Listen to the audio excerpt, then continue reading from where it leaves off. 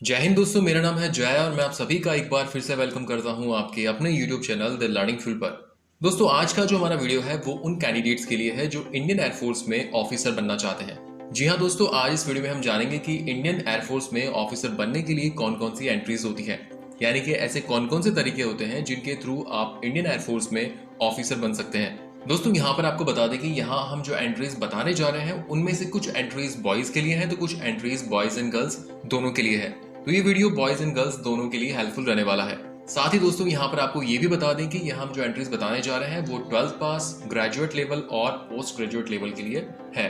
Friends, video में आगे बढ़ने से पहले आपको बता दें कि इस चैनल पर आपको इंडियन डिफेंस यानी कि आर्मी, नेवी, एयरफोर्स और पुलिस, इसके अलावा अपकमिंग गवर्नमेंट वैकेंसी से रिलेटेड आपकी जो भी क्वेरीज होती हैं उनसे रिलेटेड यहाँ पर आपको वीडियोस मिलेंगे।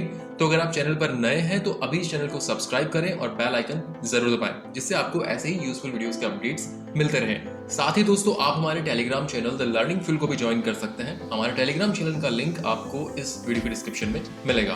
तो चलिए दोस्तों, शुरू करते हैं। दोस्तों, एयरफोर्स में ऑफिसर बनने के लिए मेन दो एंट्रीज होती हैं। पहली डायरेक्ट एंट्रीज और दूसरी इनडायरेक्ट एंट्रीज। तो यहाँ पर फर्दर डायरेक्ट एंट्रीज में 2 एंट्रीज होती हैं और इनडायरेक्ट एंट्रीज में 3 एंट्रीज होती हैं, यानी कि इंडियन एयरफोर्स में ऑफिसर बनने के लिए कुल 5 एंट्रीज होती हैं। इनमें से 2 डायरेक्ट एंट्रीज होती हैं और 3 इनडायरेक्ट एंट्रीज होती हैं। दोस्तों, अगर डायरेक्ट एंट्रीज और इनडायरेक्ट एंट्रीज में बेसिक फर्क की बात करें तो दोनों में बेसिक फर्क यह है कि डायरेक्ट एंट्रीज में रिटन एग्जामिनेशन नहीं होता है, जबकि इनडायरेक्ट एंट्रीज में आपका रिटन एग्जामिनेशन होता है। यानी कि डायरेक्ट एंट्रीज में आपका सीधा एसएसबी इंटरव्यू होता है, उसके बाद आपका मेडिकल और फाइनल मेरिट लिस्ट के आधार पर आपका सिलेक्शन होता है। और इनडायरेक्ट एंट्रीज में आपका पहले रिटन एग्जामिनेशन होता है, फिर आपका एसएसबी इंटरव्यू, उसके बाद आपका मेडिकल और फाइनल मेरिट लिस्ट के आधार पर आपका सिलेक्शन होता है। आइए पहले बात करते हैं इनडायरेक्ट एंट्रीज के बारे में। तो यहाँ पर आपकी जो पहले इनडायरेक्ट एंट्री है वो है एनडीए यानी कि नेशनल डिफेंस एकेडमी। दोस्तों, इंडियन एयरफोर्स में 12th के बाद ऑफिसर बनने के लिए एनडीए एकमात्र एंट्री होती है। आपको बता दें कि एनडीए एंट्री के through candidates Indian army, Indian air force और इंडियन नेवी को ज्वाइन कर सकते हैं, लेकिन इस वीडियो में हम केवल इंडियन एयरफोर्स के बारे में बात कर रहे हैं। तो यहाँ पर आपको बता दें कि अगर आप एनडीए के थ्रू इंडियन एयरफोर्स में ऑफिसर बनना चाहते हैं तो आप इंडियन एयरफोर्स की flying branch, ground duty technical और ground duty non technical branch में से किसी भी ब्रांच को ज्वाइन कर सकते हैं। जो कैंडिडेट फ्लाइंग ब्रांच या ग्राउंड ड्यूटी टेक्निकल ब्रांच को ज्वाइन करते हैं उनको आगे ट्रेनिंग में बीटेक की डिग्री ऑफर की जाती है और ground duty non technical branch वालों को बीएससी डिग्री ऑफर की जाती है। तो आइए जानते हैं एनडीए ज्वाइन करने के लिए आपके एलिजिबिलिटी क्राइटेरिया के बारे में। सबसे पहले तो आपको बता दें कि एनडीए में केवल बॉयज ही अप्लाई कर सकते हैं, गर्ल्स इस एंट्री में अप्लाई नहीं कर सकती है। अब बात करते हैं एनडीए के थ्रू इंडियन एयरफोर्स में ऑफिसर बनने के लिए आपकी क्वालिफिकेशन के बारे में। तो यहाँ पर आपको कम से कम 12वीं पास होना जरूरी है और ध्यान रहे कि ये जो आपने 12वीं पास करी है इसमें आपके फिजिक्स और मैथ सब्जेक्ट होने जरूरी है। इसके अलावा आपको बता दें कि अगर आपका अभी 10+2 चल रहा है तो भी आप अप्लाई कर सकते हैं। साथ ही दोस्तों, आपको बता दें कि इसमें कोई परसेंटेज का क्राइटेरिया भी आपका नहीं होता है।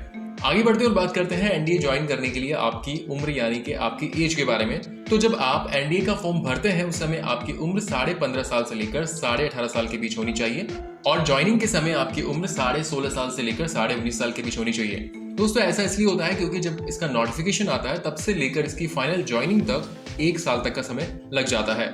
अगर बात करें इसकी नोटिफिकेशन और एग्जाम के बारे में तो आपको बता दें कि एनडीए का एग्जाम साल में 2 बार यूपीएससी द्वारा कंडक्ट करवाया जाता है। अगर बात करें इसके साल के पहले नोटिफिकेशन के बारे में तो इसका पहला नोटिफिकेशन जनवरी महीने में आता है, जिसका एग्जाम अप्रैल महीने में होता है।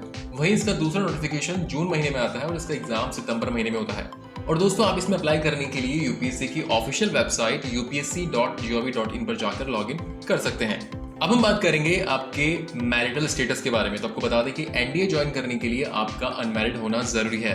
अगर आप मैरिड हैं तो आप एनडीए के लिए एलिजिबल नहीं होंगे। तो दोस्तों, ये थी आपकी पहली इनडायरेक्ट एंट्री। अब हम बात करेंगे आपकी दूसरी इनडायरेक्ट एंट्री के बारे में, जो कि है एफकेट यानी कि एयरफोर्स कॉमन एडमिशन टेस्ट। दोस्तों, एफकेट एक ग्रेजुएशन एंट्री होती है और यहाँ पर आपको बता दें कि एफकेट के थ्रू आप इंडियन एयरफोर्स की तीनों ब्रांचेस यानी कि flying branch, ground duty technical और ground duty non technical branch को ज्वाइन कर सकते हैं। तो आइए जानते हैं एफकेट ज्वाइन करने के लिए आपके एलिजिबिलिटी क्राइटेरिया के बारे में। सबसे पहले तो आपको बता दें कि एफकेट एंट्री के लिए बॉयज एंड गर्ल्स दोनों ही अप्लाई कर सकते हैं। अब बात करें एफकेट ज्वाइन करने के लिए आपकी क्वालिफिकेशन के बारे में तो यहाँ पर वो कैंडिडेट्स जो कि ग्राउंड ड्यूटी टेक्निकल और ground duty non technical branch के लिए अप्लाई करते हैं तो यहाँ पर आपको किसी भी स्ट्रीम में ग्रेजुएट होना जरूरी है। और ये जो आपने ग्रेजुएशन की है इसमें आपके कम से कम 60% मार्क्स होने जरूरी हैं। और वो कैंडिडेट्स जो कि एफकेट के थ्रू फ्लाइंग ब्रांच ज्वाइन करना चाहते हैं तो यहाँ पर आप किसी भी स्ट्रीम में 60% मार्क्स के साथ ग्रेजुएट हो या फिर आपने बीई या फिर बीटेक में 60% मार्क्स के साथ ग्रेजुएशन किया हो। और इसके अलावा यहाँ पर आपको ये भी बता दें कि फ्लाइंग ब्रांच और ग्राउंड ड्यूटी टेक्निकल ब्रांच के लिए आपके 12th में फिजिक्स और मैथ्स में इंडिविजुअली 50% मार्क्स होने जरूरी हैं। और दोस्तों वो कैंडिडेट्स जो कि अभी ग्रेजुएशन के फाइनल ईयर में हैं वो भी इसके लिए अप्लाई कर सकते हैं। आगे बढ़ते हैं और बात करते हैं एफकेट ज्वाइन करने के लिए आपकी उम्र के बारे में। तो वो कैंडिडेट्स जो कि फ्लाइंग ब्रांच के लिए अप्लाई करते हैं उनकी उम्र 20 साल से लेकर 24 साल के बीच होनी चाहिए। और वो कैंडिडेट्स जो कि ग्राउंड ड्यूटी टेक्निकल और ground duty non technical branch के लिए अप्लाई करते हैं तो आपकी उम्र 20 साल से लेकर 26 साल के बीच होनी चाहिए।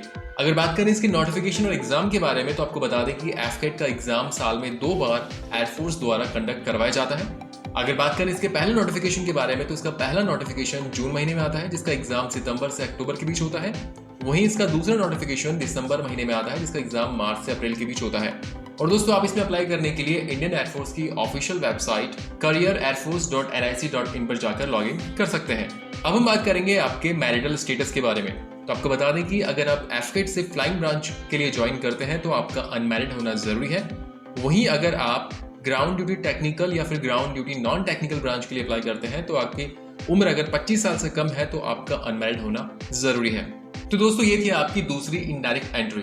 अब हम बात करेंगे आपकी तीसरी इनडायरेक्ट एंट्री के बारे में जो कि है CDSE यानी कि कंबाइंड डिफेंस सर्विसेज एग्जामिनेशन। दोस्तों आपको बता दें कि CDSE एंट्री के through candidates Indian army, Indian air force और इंडियन नेवी तीनों को ही ज्वाइन कर सकते हैं। लेकिन इस पर्टिकुलर वीडियो में हम केवल इंडियन एयरफोर्स के बारे में बात कर रहे हैं। तो यहाँ पर आपको बता दें कि अगर आप CDSE के थ्रू इंडियन एयरफोर्स में ऑफिसर बनना चाहते हैं तो आप इंडियन एयरफोर्स में केवल फ्लाइंग ब्रांच को ही ज्वाइन कर सकते हैं। तो आइए अब जानते हैं CDSE ज्वाइन करने के लिए आपके एलिजिबिलिटी क्राइटेरिया के बारे में। तो आइए सबसे पहले बात करते हैं कि इस एंट्री के लिए कौन कौन अप्लाई कर सकते हैं। तो आपको बता दें कि अगर आप CDSE के थ्रू इंडियन आर्मी में जाते हैं तो इसमें बॉयज एंड गर्ल्स दोनों ही अप्लाई कर सकते हैं। लेकिन आर्मी के अलावा अगर आप इंडियन नेवी या फिर इंडियन एयरफोर्स में अप्लाई करते हैं तो इसमें केवल बॉयज ही अप्लाई कर सकते हैं, गर्ल्स अप्लाई नहीं कर सकती हैं। अब बात करते हैं CDSE के थ्रू इंडियन एयरफोर्स में फ्लाइंग ब्रांच ज्वाइन करने के लिए आपकी क्वालिफिकेशन के बारे में। तो यहाँ पर आप या तो किसी भी स्ट्रीम में ग्रेजुएट हो और साथ ही आपके 12th में फिजिक्स और मैथ सब्जेक्ट्स हो या फिर आपके पास BE या फिर बीटेक का 4 ईयर का कोर्स हो। और दोस्तों इसके अलावा यहाँ पर आपको बता दें कि यहाँ पर आपका कोई परसेंटेज का क्राइटेरिया भी नहीं होता है। साथ ही आपको बता दें कि वो कैंडिडेट्स जो कि ग्रेजुएशन के फाइनल ईयर में हैं तो वो भी इसके लिए आप एलिजिबल हैं, वो अप्लाई कर सकते हैं। आगे बढ़ते हैं और बात करते हैं CDSE ज्वाइन करने के लिए आपकी उम्र के बारे में। तो जब आप CDSE का फॉर्म भरते हैं उस समय आपकी उम्र 19 साल से लेकर 23 साल के बीच होनी चाहिए और ज्वाइनिंग के समय आपकी उम्र 20 से लेकर 24 साल के बीच होनी चाहिए। दोस्तों ऐसा इसलिए होता है क्योंकि जब आप इसका नोटिफिकेशन आता है तब से लेकर इसके फाइनल ज्वाइनिंग तक 1 साल तक का समय लग जाता है। अब बात करते हैं इसके नोटिफिकेशन और एग्जाम के बारे में। तो आपको बता दें कि CDSE का एग्जाम साल में 2 बार UPSC द्वारा कंडक्ट करवाया जाता है। अगर बात करें इसके साल के पहले नोटिफिकेशन के बारे में तो इसका पहला नोटिफिकेशन नवंबर महीने में आता है, इसका एग्जाम मार्च से अप्रैल के बीच होता है। वहीं इसका दूसरा नोटिफिकेशन अगस्त महीने में आता है और इसका एग्जाम अक्टूबर से नवंबर के बीच होता है। और दोस्तों आप इसमें अप्लाई करने के लिए UPSC की ऑफिशियल वेबसाइट upsc.gov.in पर जाकर लॉग इन कर सकते हैं। अब हम बात करेंगे आपके मैरिटल स्टेटस के बारे में। तो आपको बता दें कि CDSE ज्वाइन करने के लिए आपका अनमैरिड होना जरूरी है। अगर आप मैरिड हैं तो आप CDSE के लिए एलिजिबल नहीं होंगे। सो फ्रेंड्स ये थी आपकी 3 इनडायरेक्ट एंट्रीज जिनके थ्रू आप इंडियन एयरफोर्स में ऑफिसर बन सकते हैं। अब हम बात करेंगे डायरेक्ट एंट्रीज के बारे में। दोस्तों जैसा कि हमने आपको बताया कि डायरेक्ट एंट्रीज में आपका कोई रिटन एग्जामिनेशन नहीं होता है। यहाँ पर आपका डायरेक्ट SSB इंटरव्यू होता है, उसके बाद आपका मेडिकल और फिर फाइनल मेरिट लिस्ट निकलती है। तो यहाँ पर आपकी पहली डायरेक्ट एंट्री है NCC एंट्री। इस एंट्री को NCC स्पेशल एंट्री के नाम से भी जाना जाता है। NCC एंट्री का फॉर्म एफकेट के साथ ही भरा जाता है। दोस्तों आपको बता दें कि अगर आप इंडियन एयरफोर्स में NCC एंट्री के थ्रू ऑफिसर बनना चाहते हैं तो आपके पास NCC air wing senior division का C सर्टिफिकेट होना जरूरी है। तो आइए बात करते हैं NCC एंट्री के थ्रू इंडियन एयरफोर्स में ऑफिसर बनने के लिए आपके एलिजिबिलिटी क्राइटेरिया के बारे में। तो यहाँ पर सबसे पहले बात करते हैं कि इस एंट्री के थ्रू कौन कौन अप्लाई कर सकता है। तो आपको बता दें कि NCC एंट्री के थ्रू बॉयज एंड गर्ल्स दोनों ही अप्लाई कर सकते हैं। अब बात करते हैं NCC के थ्रू इंडियन एयरफोर्स में फ्लाइंग ब्रांच ज्वाइन करने के लिए आपकी क्वालिफिकेशन के बारे में। तो यहाँ पर आप या तो किसी भी स्ट्रीम में 60% मार्क्स के साथ ग्रेजुएट होने के साथ साथ आपके 12th में फिजिक्स और मैथ सब्जेक्ट में इंडिविजुअली 50% मार्क्स भी हो, या फिर आपने BE या बीटेक 60% मार्क्स के साथ कंप्लीट किया हो, दोस्तों इसके अलावा आपको बता दें कि वो कैंडिडेट्स जो कि ग्रेजुएशन के फाइनल ईयर में हैं तो वो भी इसके लिए अप्लाई कर सकते हैं। आगे बढ़ते और बात करते हैं एनसीसी एंट्री ज्वाइन करने के लिए आपकी उम्र के बारे में।